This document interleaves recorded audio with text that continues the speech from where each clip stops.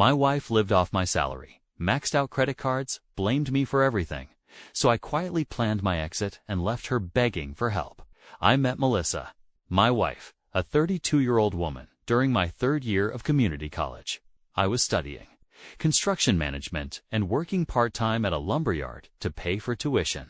She was this stunning brunette in her senior year at the State University, pursuing a double major in women's studies and business. She seemed way out of my league, but somehow she noticed me while I was delivering supplies for the new student center being built on her campus.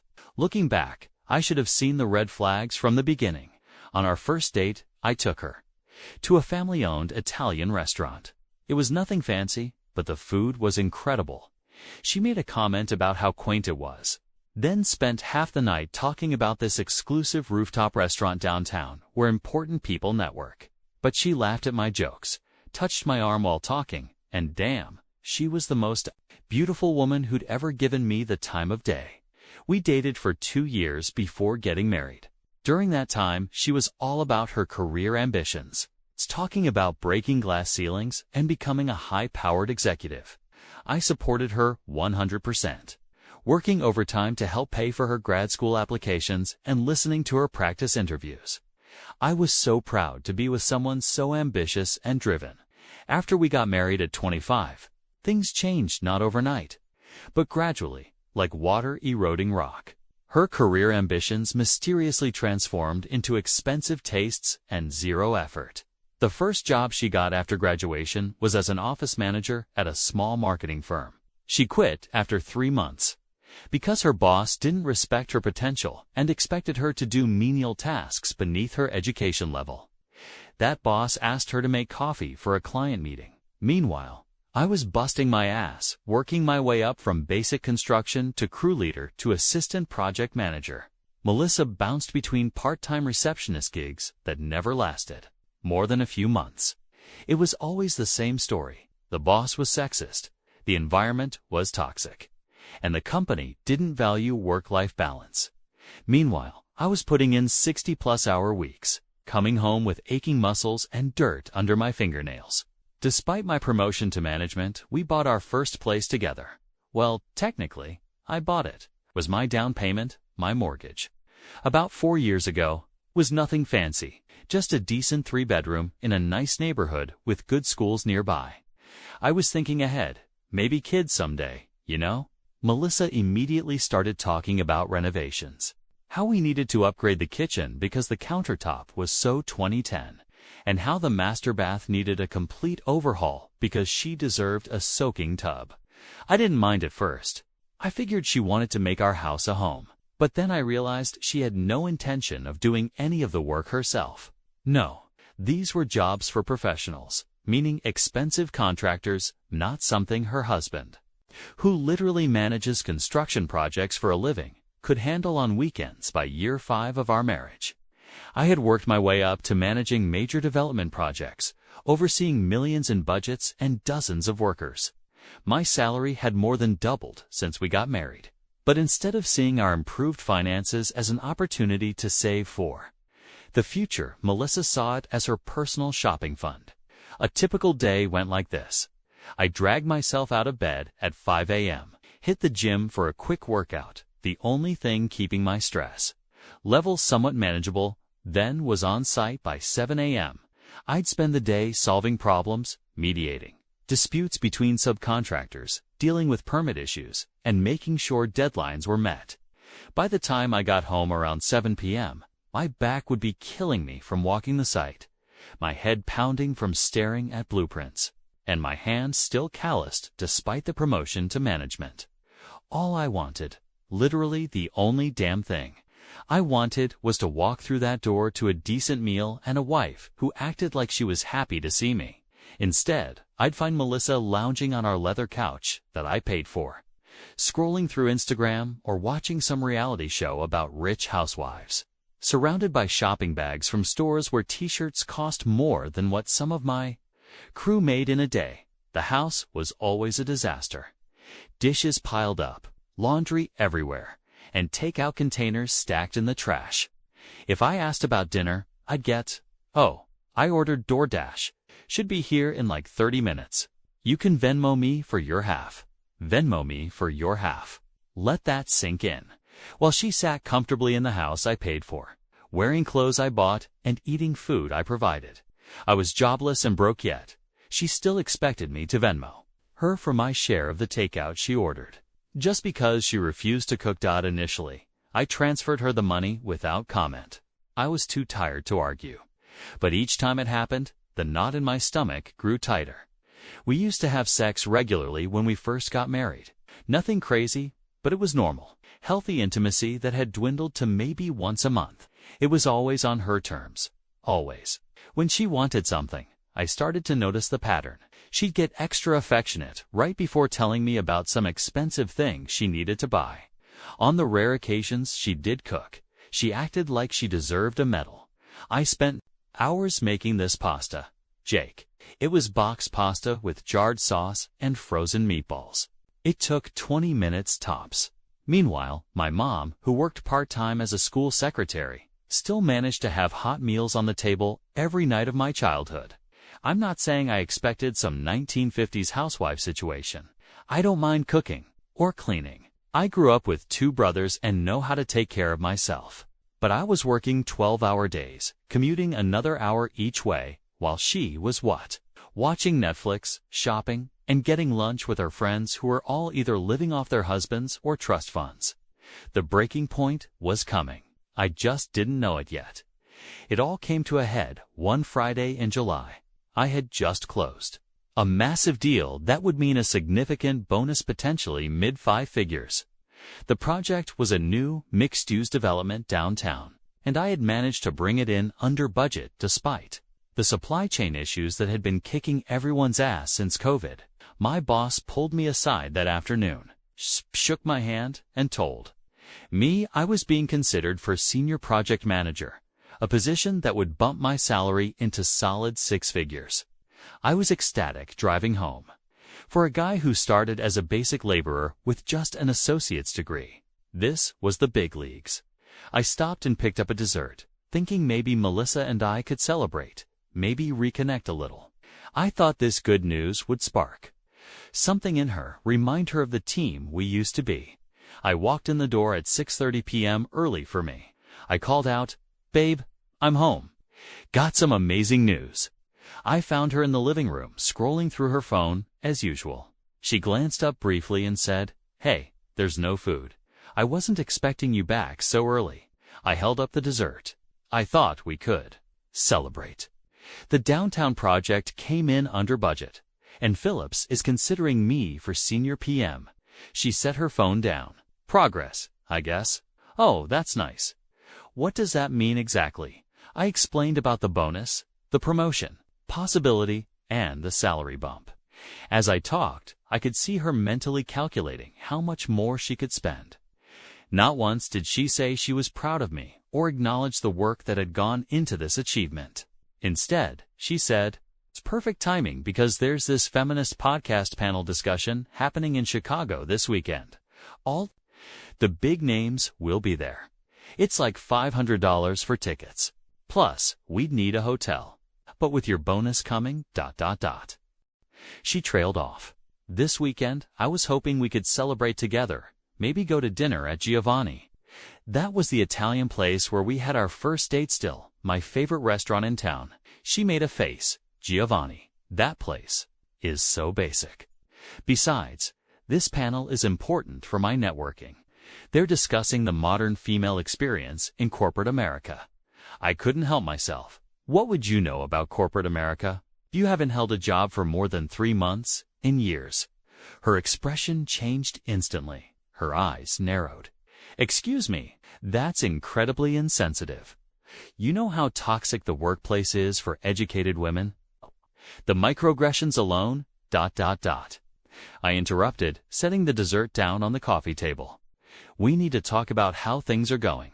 She rolled her eyes dramatically. About what? Now I'm trying to relax.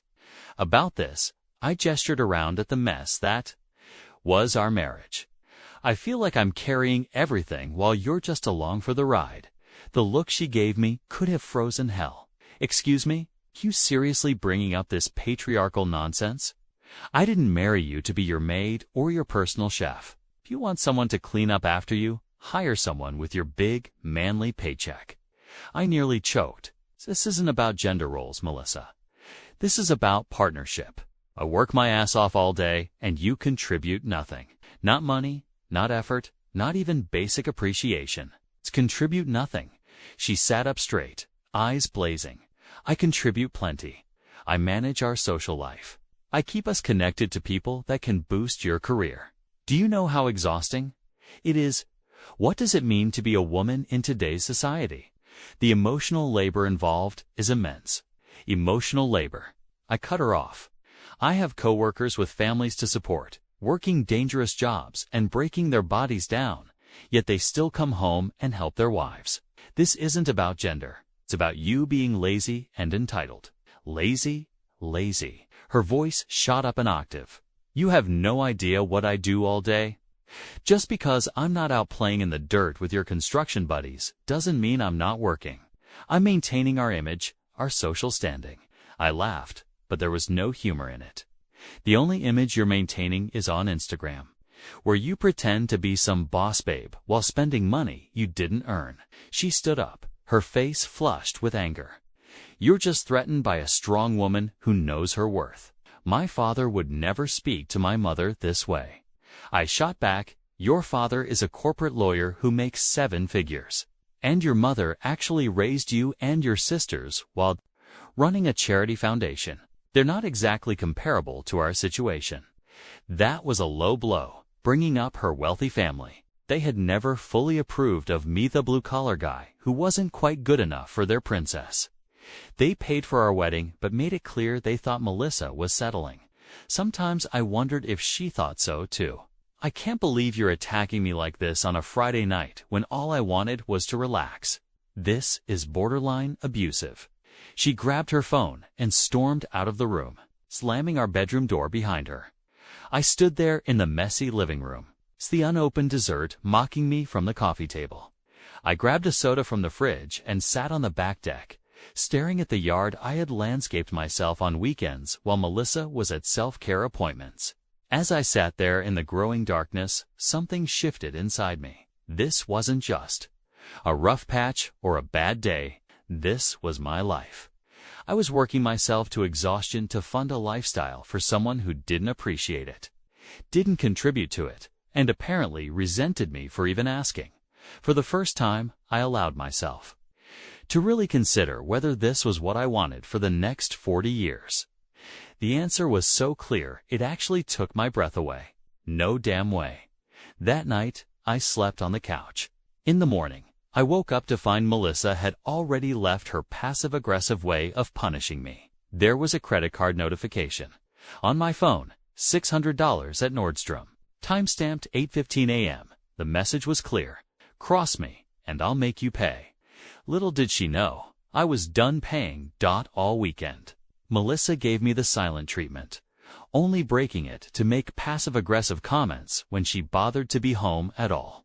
She spent most of Saturday with her friends, then came home with shopping bags, making sure I saw each designer label as she carried them upstairs. I guess since you think I'm so worthless, you won't mind me buying these shoes to make myself feel better, she'd say. Then flash her phone screen showing another several $100 purchase she'd just made on my credit card. On Sunday morning, she announced she was going to brunch with her friends and not to wait up because they might do a spa day afterward. I just nodded, already formulating my plan. The thing about managing construction projects is you learn to be methodical. You don't just tear down a wall without understanding what's behind it and what will happen when it's gone. You assess, plan, and execute with precision. That's exactly what I was going to do with my marriage while Melissa was out spending more of my money with her friends, who, by the way, were a mix of trust fund babies who'd never worked a day in their lives and other women living off husbands while preaching female empowerment. I sat down at my desk and really looked at our finances for the first time in months. What I found made me sick to my stomach. We had less than $5,000 in savings, despite my solid income, credit card Debt totaled over $30,000 across 6 different cards, most of it from Melissa's shopping and spa days. She'd even taken out a store credit card at Nordstrom that I didn't know about, maxed it out at $7,500, and had been making minimum payments from our joint checking account. I pulled our bank statements for the past 6 months. On average, Melissa was spending nearly $6,000 a month on what? Clothes, restaurants, Uber Eats, Sephora, salon appointments, wellness treatments, whatever those were. More clothes.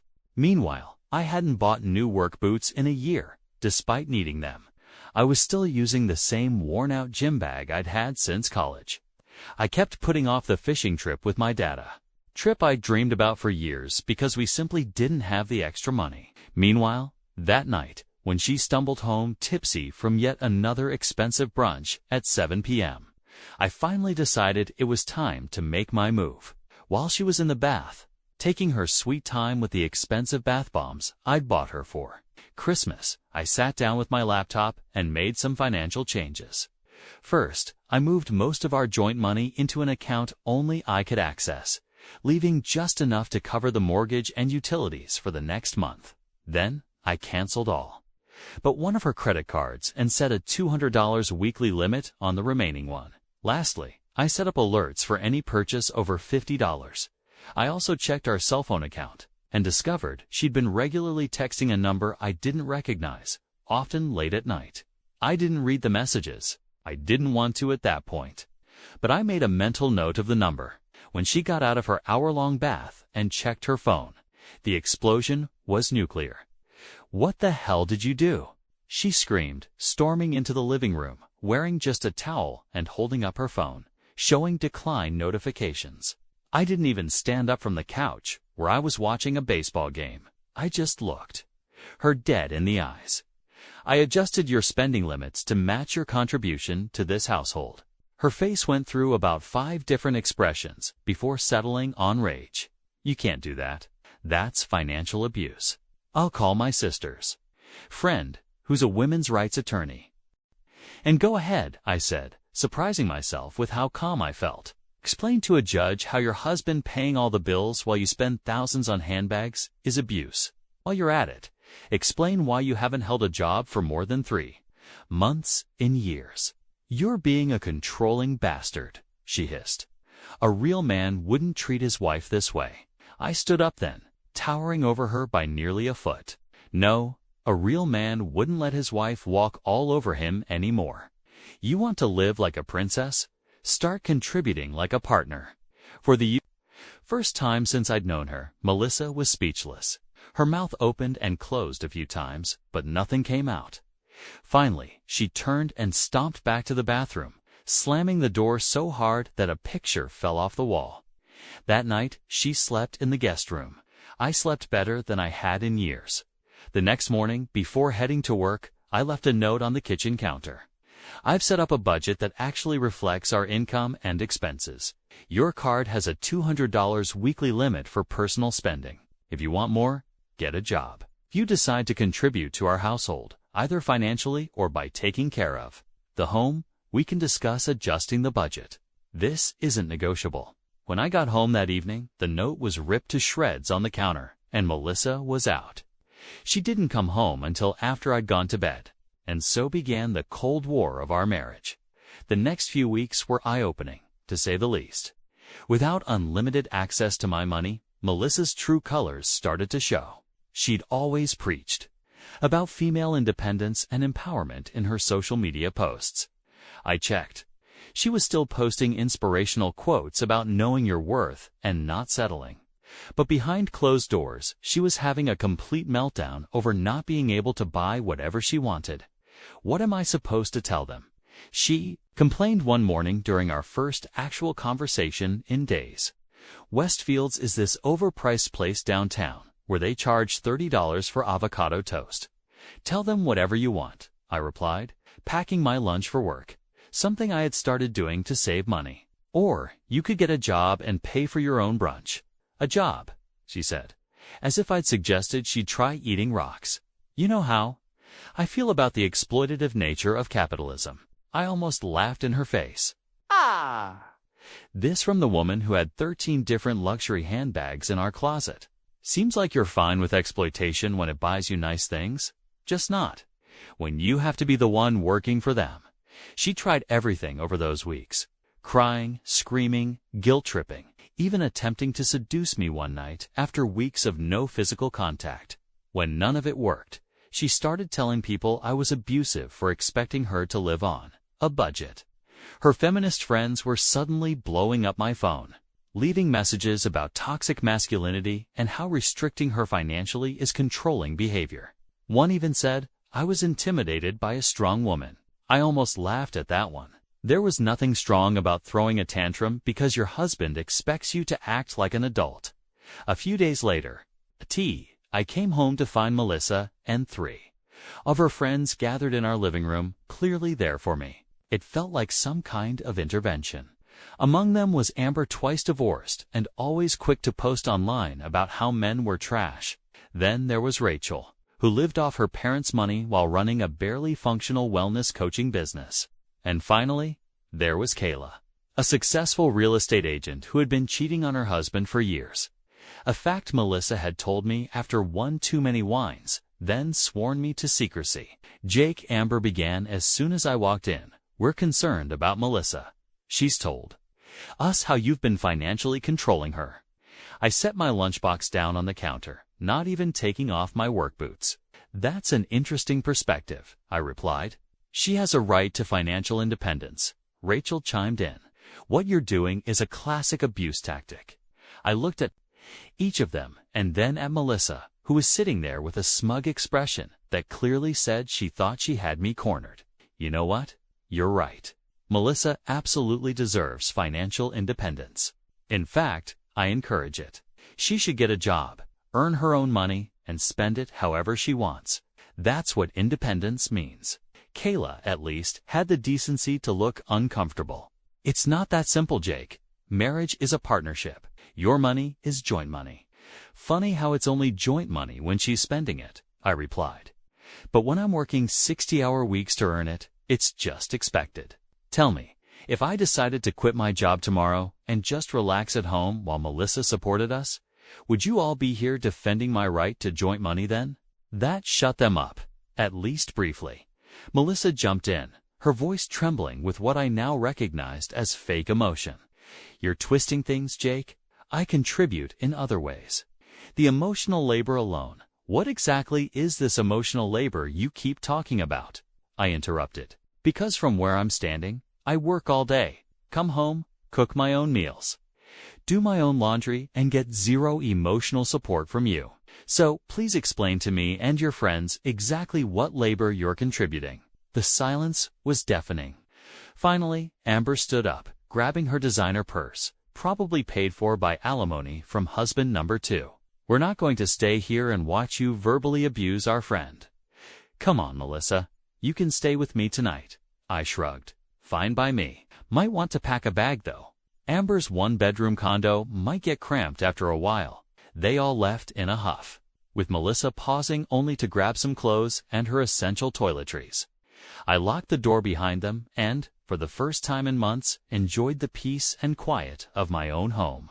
The real wake-up call came about a month into this new arrangement. I came home early from work. 1-day-hour concrete delivery had been canceled last minute due to a supplier issue to find Melissa in our bedroom, digging through my side of the closet. She jumped when I walked in, looking guilty as hell. In her hand was my grandfather's watch, a vintage Omega he'd given me before he died. It wasn't worth a fortune, maybe a few thousand, but it was the only thing I had from him. What are you doing with that? I asked, my voice dangerously quiet.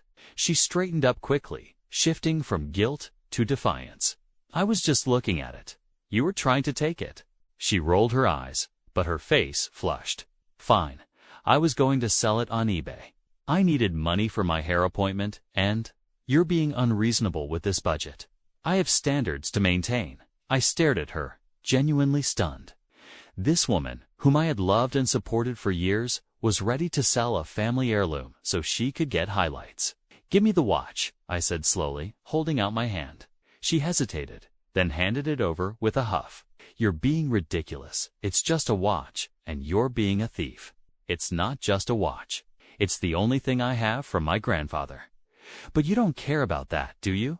You only care about yourself." "Oh, please," she scoffed. "Don't be so dramatic." That night, I moved the watch and anything else valuable to a safe deposit box at my bank. As I lay in bed in our guest room, I'd been sleeping there for weeks. Now I realized this marriage was beyond saving. The woman I'd married either never existed or had been replaced by this selfish, entitled stranger. But I wasn't going to just walk away after years of being used. No, if this was ending, it would be on my terms. About 6 weeks into the new financial arrangement, the cracks in Melissa's perfect image were showing. Without her usual salon appointments, her roots were growing out. Her nails were chipped, and the designer clothes were cycling through more frequently as she couldn't buy new ones. She tried staying with Amber, but that only lasted a week before she came back, muttering something about needing space from each other. It seemed Amber's hospitality only lasted as long as Melissa was footing the bill. After those group nights, I started paying closer attention to Melissa during our evenings together. One night, while I was in the next room, I overheard her on the phone. She must have thought the running shower would hide her conversation from me. However, our bathroom vent was too efficient and carried her whispers directly to the guest room, where I now slept permanently. "It's so humiliating," she confided, clearly unaware of my presence. "He's acting like I'm some gold digger after everything I've sacrificed for this marriage." I had to suppress a laugh. What exactly had she sacrificed? Her career as a professional shopper. "No, I've tried talking to him," she continued. "He just doesn't understand. Being a wife is a full-time job. The emotional labor alone should be worth a salary." There it was, again, emotional labor. I had Googled it after she first mentioned it.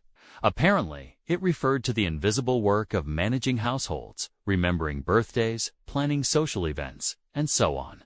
A valid concept, sure, but Melissa didn't actually do any of that. Why was the one who remembered her mother's birthday each year, who scheduled our furnace maintenance, and who ensured we had toilet paper before we ran out? "Well, I can't just leave," she said, lowering her voice. "My name's not on the house, and I have nowhere to go. My parents already said they won't bail me out again after that whole credit card fiasco last year." Credit card fiasco. That was news to me, but it explained why her parents had been so cold at Christmas, lecturing her about fiscal responsibility. I know, she continued. "I'm working on him. He'll cave eventually. Men like him always do. They feel guilty. I just need to play nice for a bit, make him think I'm trying." That was when I decided to start documenting everything. I began taking photos of the house when I left for work and when I returned, showing nothing had changed.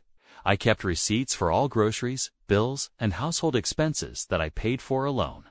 I recorded our conversations whenever she demanded more money while refusing to get a job. Was it petty? Maybe. But something told me I'd need evidence when this all finally fell apart. The real turning point came when I received a call from our joint credit card company about suspicious activity. It turned out Melissa had attempted to apply for a new card in my name, straight-up identity theft. When I confronted her, she acted as if I was overreacting. "It's not like we're not married," she scoffed. "What's yours is mine, right? Isn't that what you said in our vows?" I reminded her I also vowed to love and cherish you. Funny how she only remembered the parts that benefited her. That night, I called a lawyer. The next day, I opened a new checking account at a different bank and switched my direct deposit. I left just enough in our joint account to cover the bills, but nothing extra. I also installed a small camera in the living room, not hidden, but right there on the bookshelf next to our wedding photo. The irony wasn't lost on me. When Melissa noticed it and asked what it was, I replied, "It's security. I want to make sure nothing else goes missing from the house." She was furious, ranting about privacy and trust. I just looked at her and said, "You tried to steal my identity to get a credit card. Trust is earned." Around this time, I discovered she had been Texting her ex-boyfriend from college, the trust fund kid her parents had approved of, but who had dumped her senior year.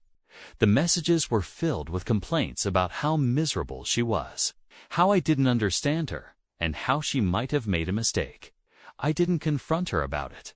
I just added it to my growing file. What she didn't know was that I had already met with a divorce attorney, bulldog of a woman who specialized in representing men in high-conflict divorces. She had walked me through what to expect and advised me to keep documenting everything while getting my finances in order. The biggest mistake men make, she told me, is leaving the house before legal proceedings begin. Stay put, keep records, and don't do anything that could be construed as abandonment. So, that's exactly what I did. I stayed, watched, documented, and waited for Melissa to reveal her true colors. I didn't have to wait long. 3 months. Into our new arrangement, Melissa seemed to realize her tactics weren't working.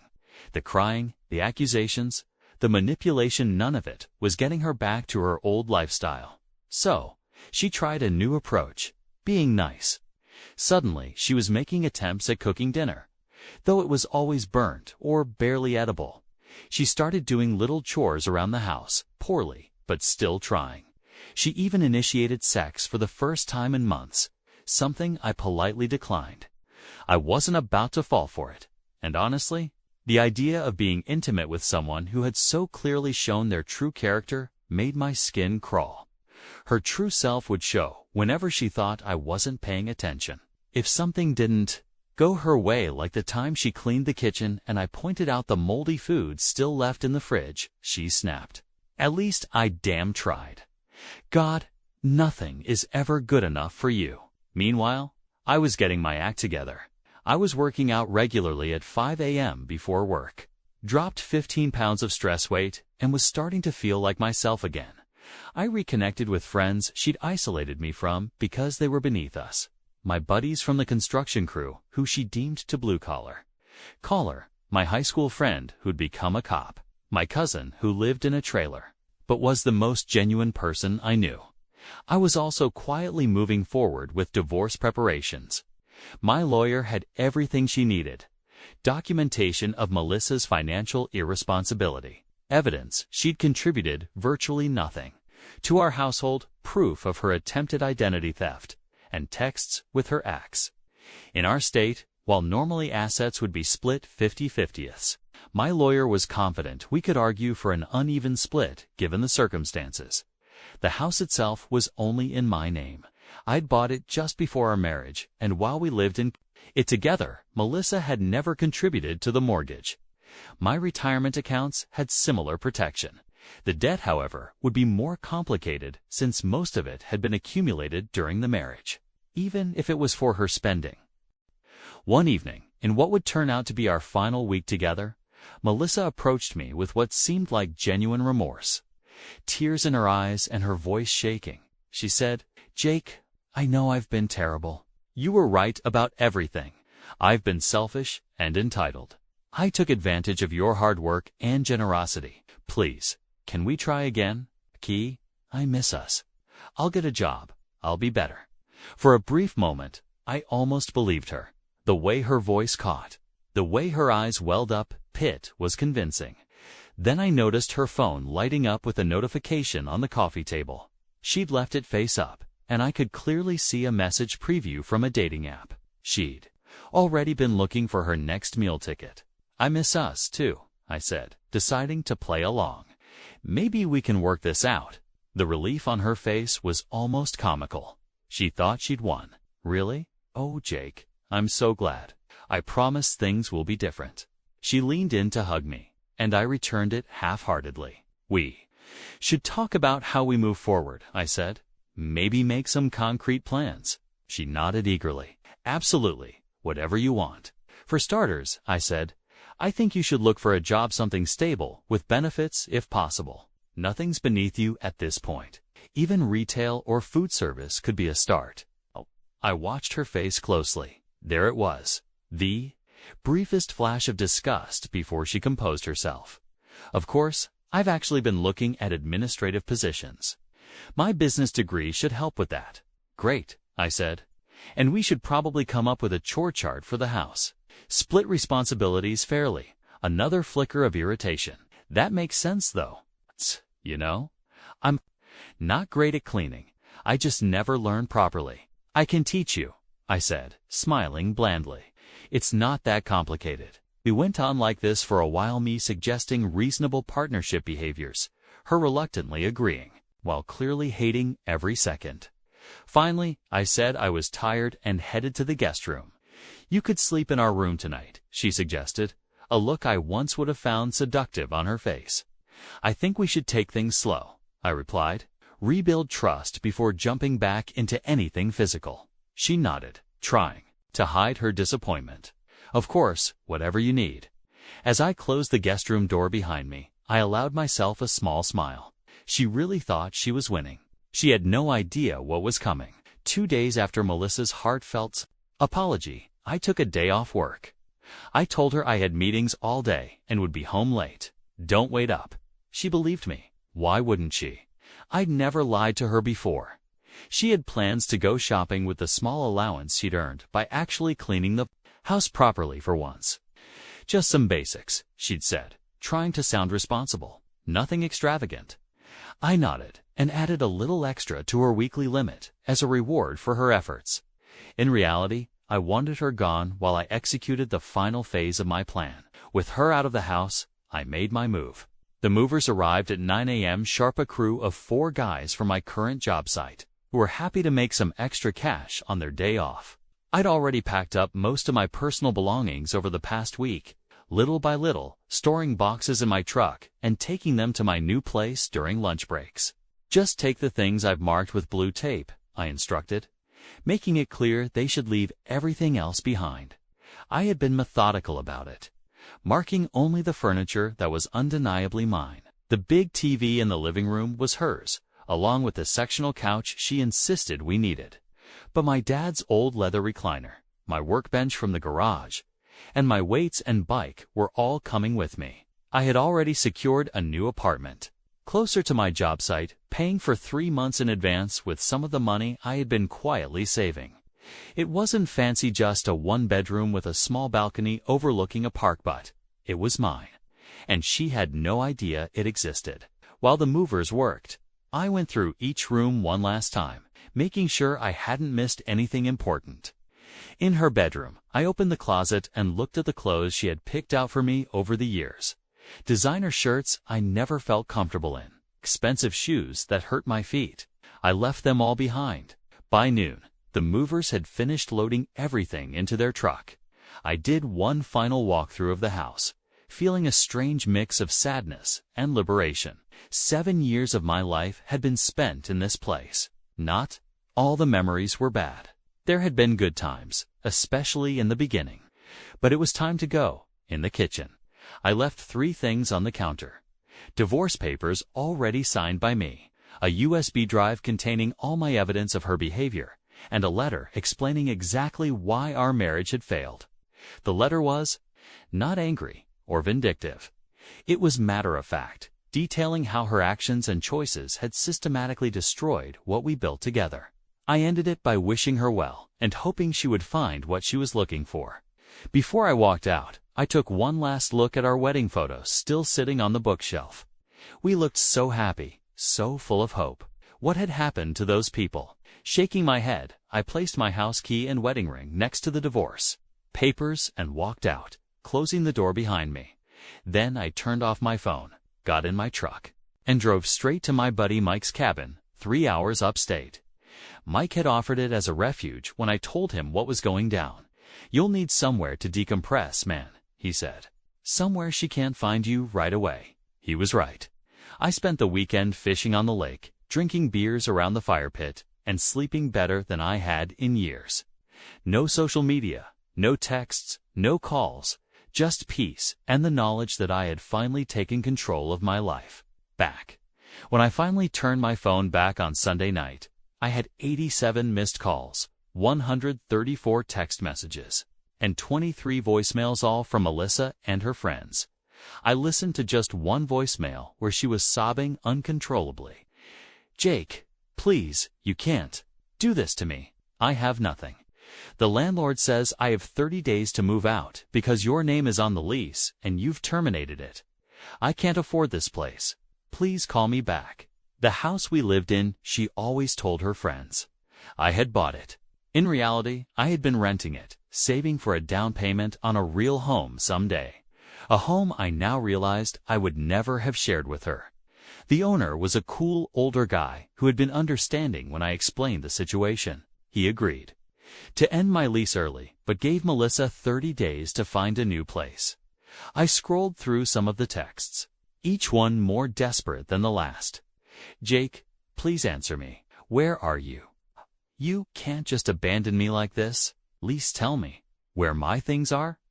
Did you really think I was texting with Brad? It wasn't what it looked like. I'm calling the police if you don't respond. The landlord came by and said we're being evicted. What did you do? My attorney says what you did is illegal. Please. Jake, I have nowhere to go. Her friend's messages were worse, filled with threats and insults. You pathetic excuse for a man. We're reporting you for domestic abuse. You'll regret this when we're done with you. Real men don't abandon their wives. We always knew you weren't good enough for her. I blocked them all one by one and then texted my lawyer. It's done. She's found the papers. Expect her to contact you tomorrow. Over the next week, the messages from unknown numbers, her. Using her friends' phones after I blocked her changed from desperate to threatening, then back to pleading. Her feminist friend stopped contacting me after my lawyer sent cease and desist letters. Apparently, their bravado disappeared when faced with actual legal consequences. The final message came 2 weeks after I moved out. It was different from the others. Jake, I get it now. I really messed up. You were right about everything. I've applied for 3 jobs this week. I'm staying with Amber now, but she's already making it clear I'll need to help with rent. It's only just hit me how much you actually did for me. I took you for granted, and I'm truly sorry. If you could just help me out until I get back on my feet. Maybe loan me enough for a security deposit on a small apartment I promise to pay you back. I've learned my lesson. I finally responded with just one message. It seems like you're finally experiencing the reality of being an independent adult. Congratulations on your personal growth. The divorce will be finalized in 60 days. Please don't contact me again. Then I blocked her number for the final time. The aftermath unfolded pretty much as you'd expect. My lawyer was incredible. Using the mountain of evidence I had gathered to counter every claim Melissa's hastily hired attorney made, they argued that she deserved half of everything because she had supported my career and maintained our home. The judge literally laughed when we presented photos of the house's condition and stared proof that she spent more on salon visits in a year than she contributed to our household during our entire marriage. In the end, we settled. I took on the debt. She had racked up about $25,000 after paying off some of it. In exchange, she waived any claims to my retirement accounts and future earnings. She got to keep her car, which I had paid off but put in her name, along with her clothes and some of the furniture. But I got my freedom. It's been 6 months now. The divorce was finalized faster than expected. Turns out, when you have evidence of attempted identity theft, judges tend to be less sympathetic to claims of deserving half of everything. I bought a small house near my job site, nothing fancy, just a 2-bedroom ranch on a 1/4 acre. But it's mine, paid for with a bonus I finally received and a down payment I had secretly saved for years. It's always clean and peaceful. There are no designer throw pillows or live laugh. Love signs, just comfortable furniture and the freedom to leave my work boots wherever I damn well please. I'm dating again. Casually, nothing serious. I met a nurse named Sarah at my buddy's barbecue. She works 12-hour shifts at the hospital, knows how to change her own oil, and even offered to split the check on our first date.